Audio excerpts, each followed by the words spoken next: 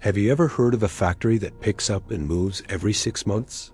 No, I'm not talking about some futuristic sci-fi movie.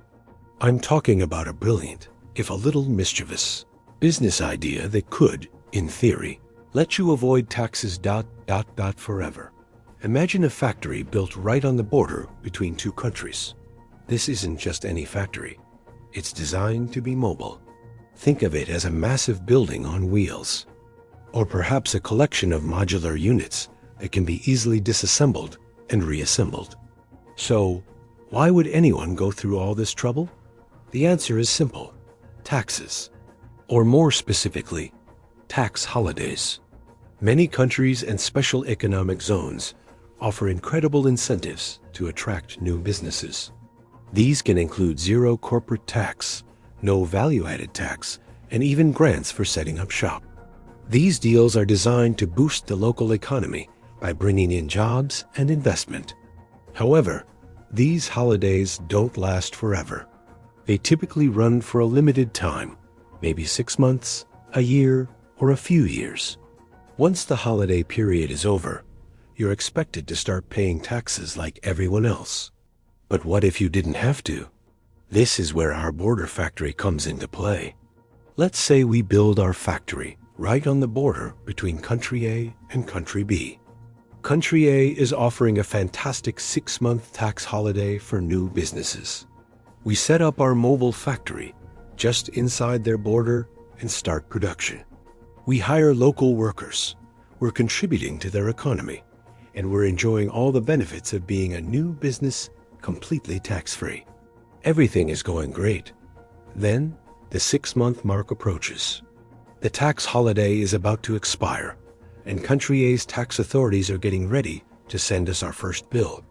But just before they do, we initiate the move. Our entire factory, the machinery, the offices, the production lines, rolls or gets carried a few hundred meters across the border into Country B. Now, what's happening in Country B? Well, it just so happens that they also have a very attractive tax holiday program for new businesses.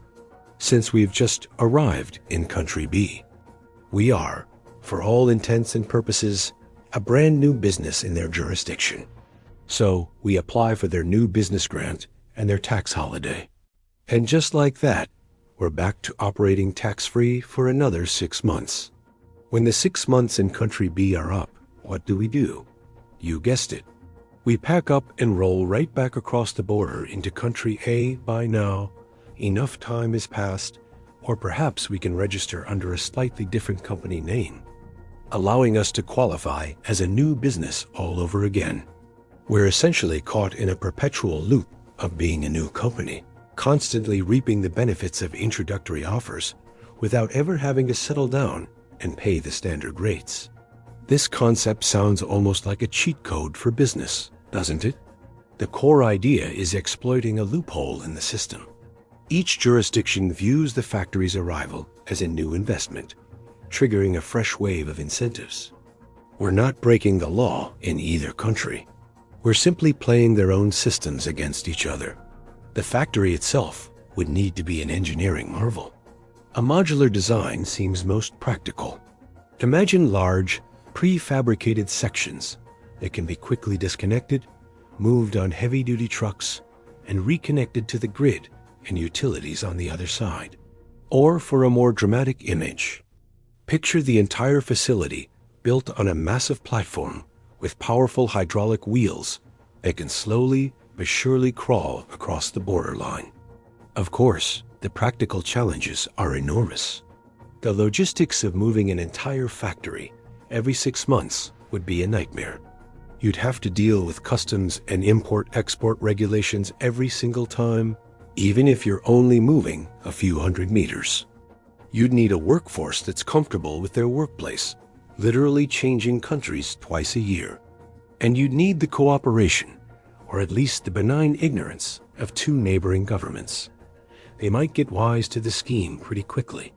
Imagine the conversation with the border guards. "Oh, you guys again? Back so soon?" The legal and administrative hurdles would also be significant. You'd be navigating 2 different sets of employment laws.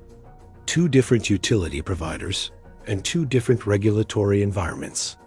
Every 6 months, you'd be filing paperwork for a new business, getting new permits, and setting up new contracts.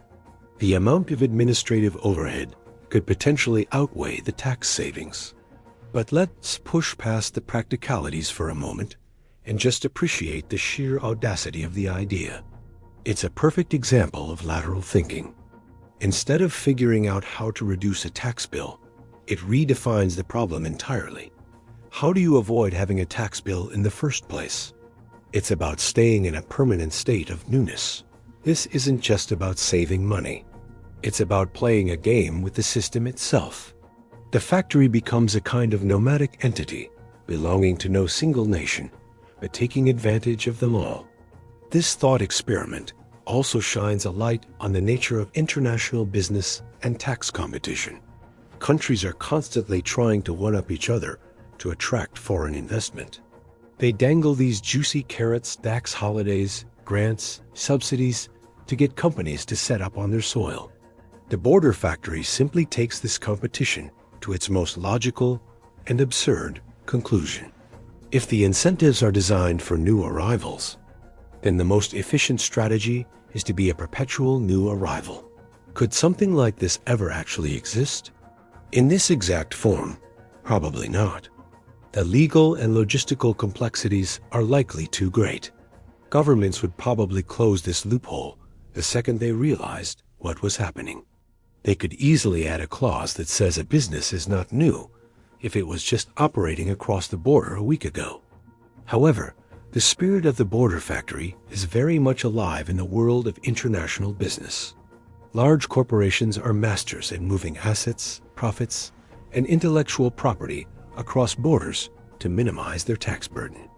They use a complex web of shell companies and legal structures in different countries to achieve a similar effect, a practice often called tax avoidance. They might not be moving physical factories on wheels, but they are constantly shifting things around on paper to land in the most favorable tax jurisdiction at any given moment. So, while our physical border factory might remain a work of fiction, its conceptual cousin is operating every day, playing a high-stakes game of global tax chess. It's a fascinating look at how rules can be bent and how creativity can be applied in the most unexpected places.